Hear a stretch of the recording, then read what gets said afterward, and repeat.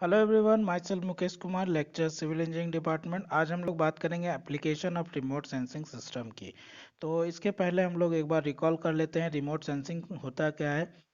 Remote sensing is art of science to collecting the information of earth surface और any object without being physical contact with them. बिना किसी physical contact के अगर किसी object का आप क्या कलेक्शन उसका इंफॉर्मेशन कलेक्ट करते हैं तो उसको हम लोग क्या बोलते हैं, रिमोट सेंसिंग बोलते हैं। ये दो तरीके का होता है, एक्टिव रिमोट सेंसिंग और पैसिव रिमोट सेंसिंग। अगर ये sun as a source of energy use करता है तो उसको हम लोग क्या बोलते हैं, पैसिव रिमोट सेंसिंग बोलते हैं। अगर वो own source of energy use करता है तो उसको हम लोग क्या बोलते हैं, एक्टिव रिमोट सेंसिंग बोलते हैं। उसके बाद हम लोग बात किए थे रिमोट सेंसिंग सिस्टम का कि किस टाइप से सिस्टम वर्क करता है। तो सन से एनर्जी कहाँ आती है, अर्थ सरफेस पे आती है और उसमें टकराने के बाद कहाँ जाती है, सेंसर के पास जाती है। सेंसर इस डाटा को एक कंप्यूटर पे भेज देता है और उस कंप्यूटर से मल्टीपल डाटा यूजर जो है उसको क्या करता है, स्टोर करता है और उसको फिर मनचाहा जो है, जैसे कि आपका वेदर रिपोर्ट बनाना है या फिर अर्थक्वेक से रिलेटेड रिपोर्ट बनाना है या फिर आपको मैप प्रिपेयर करना है, जो भी काम है वो मल्टीपल डाटा यूजर्स करते हैं। अब हम बात करते हैं कि इसका एप्लीकेशन ऑफ रिमोट सेंसिंग कहाँ कहाँ पे है। तो इसका एप्लीकेशन हम बहुत है, जैसे रिसोर्स एक्सप्लोरेशन में है, land use and land cover analysis में है, इन्वायरमेंटल स्टडीज में है, इन लोकेटिंग द नेचुरल हैज़र्ड्स। तो यहाँ पे हम लोग चार पॉइंट्स के बारे में बात करेंगे। तो एक एक करके बात करते हैं। पहला पहला पॉइंट है, remote sensing affords particles mean of accurate and continuous monitoring of earth naturals another resources end of determining the impact of man activity on air water and land. Remote sensing का application हम हर जगह पे use करते हैं। जैसे कि इससे आप कंटिन्यूअस मॉनिटरिंग कर सकते हैं। जैसे कि आप एयरक्राफ्ट से, जैसे सपोज आप मैप बना रहे हैं, मैप में आप लोग जैसे कि आप देखते होंगे कि आज के टाइम में जैसे कि सिटीज़ जो है हर 2 साल 3 साल में क्या कर रही है, ग्रो करते जा रही है। जो कहाँ सिटी तक ही जनसंख्या था या बिल्डिंग्स बने हुए थे, तो वो धीरे धीरे क्या जा रहा है, बढ़ता ही चला जा रहा है। तो इसके लिए आपको क्या चाहिए, कंटिन्यूसली मॉनिटरिंग का एक ऐसा एप्लीकेशन चाहिए था जिससे कि आप कंटिन्यूअस मॉनिटरिंग कर सकें। हर दिन नए रोड्स बन रहे हैं, नए ब्रिजेस बन रहे हैं, तो कंटिन्यूअस मॉनिटरिंग के लिए जो हमारा यूज़फुल है वो है रिमोट सेंसिंग। जिससे कि आप कंटिन्यूअस मॉनिटरिंग कर सकते हैं अर्थ नेचुरल्स फीचर्स का, ठीक है, रिसोर्सेज का। और इससे क्या पता चलेगा कि आप कितना एयर वाटर और लैंड जो है मैन क्या कर पा रहे हैं, इसको यूज कर रहे हैं, कितना रिसोर्सेज अभी बचा है, कितना नहीं बचा है, ये सारे चीज़ आप क्या कर सकते हैं, रिमोट सेंसिंग के थ्रू ऑब्जर्व कर सकते हैं। तो पहला है इन रिसोर्स एक्सप्लोरेशन।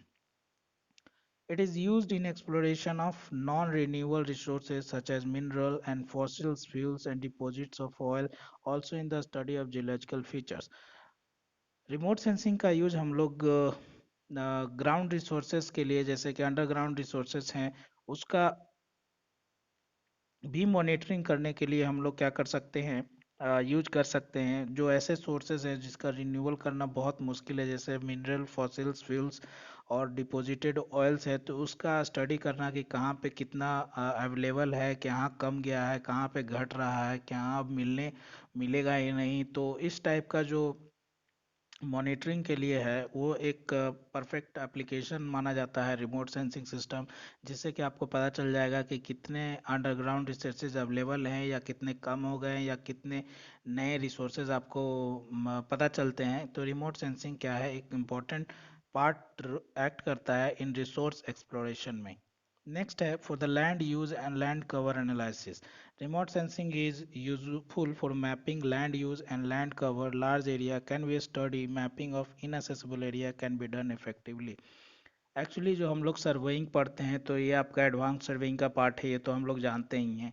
तो इसमें जो है सर्वेइंग का जो हमारा जो एम होता है वो क्या होता है, to map prepare a map. तो पहले हम बहुत सारे इंस्ट्रूमेंट यूज़ किए, उसके बाद मैप प्रिपेयर किए, जिसमें कि हमको बहुत टाइम टेकिंग था। फिर एयरक्राफ्ट के थ्रू, मतलब एरियल सर्वे के थ्रू किए, वो भी क्या है, बहुत टाइम टेकिंग है और कॉस्टली भी है। और आपको कंटिन्यूएशन भी उसमें नहीं मिलता। आप डेली जाके एयरक्राफ्ट से मूव नहीं कर सकते, आप जाके उसका डाटा कलेक्ट नहीं कर सकते, आपको टाइम टू टाइम जाके करना होगा। बट रिमोट सेंसिंग एक परफेक्ट एप्लीकेशन हमारे पास है जो कंटिन्यूअस आपको क्या देता है, डाटा प्रोवाइड करता है, कंटिन्यूअस मॉनिटरिंग आपको मिलता है। तो मैप जैसे जैसे चेंज हो रहे हैं, जैसे कि अभी हम बात कर रहे थे कि आए दिन हमारा आसपास के क्या हो रहा है, रोड चेंज हो रहे हैं, मैप चेंज हो रहा है, नए सिटीज़ डेवलप हो जा रहे हैं, एक दो साल में काफ़ी जनसंख्या बढ़ जा रहा है, एक जगह काफ़ी चेंज हो जा रहा है। जैसे कि हम कुछ दिन बाद ही किसी जगह को विजिट करते हैं तो हमें लगता है कि पूरी तरह चेंज हो गया। तो ये जो चेंजेस आ रहे हैं मैपिंग में, आपको कितना चेंज करना पड़ेगा हर दिन। आप कितना आप एरियल सर्वे करने जाओगे, कितना आप एयरक्राफ्ट से आप सर्वे करोगे। तो रिमोट सेंसिंग उसका क्या है, बहुत ही इम्पैक्टफुल होता है। दूसरा, इनएसेसिबल एरियाज। इनएसेसिबल एरिया कहने का मतलब है ऐसा एरिया जहाँ पे आप जा नहीं सकते। जैसे कि हमारा जो अर्थ सरफेस उसमें बहुत सारे तरह के हैं, जैसे कि जैसे हम लोग जानते हैं 70% आपका क्या है, वाटर वाटर का है ना, और 30% ही लैंड है। तो लैंड में भी बहुत सारा कुछ एरिया है जहाँ पे पूरा बर्फ है, जैसे ग्लेशियर्स है, सीज है ना, हिली एरिया है, माउंटेन है, एवरेस्ट है। तो वहाँ जहाँ आप नहीं जा सकते हैं, जहाँ पे जाके आप सर्वे नहीं कर सकते, वहाँ पे आप आसानी से रिमोट सेंसिंग के थ्रू आप क्या कर सकते हैं, वहाँ के जगह का मॉनिटरिंग कर सकते हैं, वहाँ का मैप प्रिपेयर कर सकते हैं। तो ये सारी चीज़ें किसके थ्रू हेल्पफुल है और किसके थ्रू ये हो पाता है, ये एग्जैक्टली केवल रिमोट सेंसिंग है जिसके थ्रू हम लोग क्या कर पाते हैं, इसको असेस कर पाते हैं। तो वैसे जगह जहाँ पे आप ह्यूमन बीइंग पहुंच नहीं पाता, वहाँ पे रिमोट सेंसिंग आसानी से पहुंच पाता है और वहाँ पे आसानी से क्या कर पाता है, सर्वे कर पाता है, मैपिंग प्रिपेयर होती है, जिसका यूज हमें आज के टाइम में हमें बहुत यूजफुल है। तो ये एक एप्लीकेशन है किसका, रिमोट सेंसिंग का। ठीक है। नेक्स्ट है environmental study. Give environmental information about the atmosphere, continents, ocean, hydrological phenomena. तो वैसे अभी अभी हम लोग बात किए थे कि इसका क्या यूज होता है। तो आपका इन्वायरमेंटल इंफॉर्मेशन के लिए वो हो सकता है, जैसे एटमॉस्फेयर का। ठीक है। उसके बाद जैसे कॉन्टिनेंट्स, जैसे जैसे बहुत सारे कॉन्टिनेंट, जैसे आर्कटिका है जहाँ पे केवल बर्फ ही बर्फ है, तो वैसे जगह पे जहाँ पे लोग नहीं पहुँच पाते उतना टेम्परेचर, या पहुँच भी पाएंगे तो हम लोग उस टाइप का सर्वे नहीं कर सकते हैं, क्योंकि हम वहाँ पे सर्वाइव करना मुश्किल है, तो सर्वे करना डिफिकल्ट होगा। तो उन सब कॉन्टिनेंट्स में जैसे ओशियन है, हाइड्रोलॉजिकल फेनोमेना है जो कि आए दिन सी में जो घटते रहता है, ये सारा मॉनिटरिंग करने के लिए, इन्वायरमेंटल स्टडी के लिए इसका एप्लीकेशन जो है बहुत इंपॉर्टेंट है। ठीक है। सो नेक्स्ट जो है, नेक्स्ट है इन locating natural hazards. Natural hazards किसको बोलते हैं, जैसे फ्लड आ गया, अर्थक्वेक आ गया, लैंडस्लाइडिंग है, वॉल्केनिक इरप्शन है। तो इन सब चीज़ों को भी हमको क्या मिलता है, इंफॉर्मेशन मिलता रहता है कि कहाँ पे ये टाइप का हैजर्ड होने वाला है, जिससे कि हम लोग वार्न सिग्नल प्रोवाइड कर सकते हैं और हम क्या कर सकते हैं, जो नुकसान होने वाला है उससे हम बचा सकते हैं। तो रिमोट सेंसिंग नेचुरल हैजर्ड से बचाने में हमें बहुत यूजफुल होता है। तो इसका ये एप्लीकेशन भी हम लोग किसमें यूज करते हैं, लोकेटिंग द नेचुरल हैजर्ड्स। ठीक है। This information can be used to warn against the natural hazards before the time its occurrence। या कोई भी हैजर्ड्स जो नेचुरल हैजर्ड्स होने वाले हैं उससे पहले आपको क्या क्या मिलेगा, एक वार्निंग मिल सकता है, जिससे आप क्या कर सकते हैं, आप वहाँ से शिफ्ट हो सकते हैं। बहुत सारे जो नुकसान होने वाले हैं उनसे आप क्या कर सकते हैं, बच सकते हैं। This can be use much better for relief and rehabilitation work, also use to locate landslides and land subsidence prone area.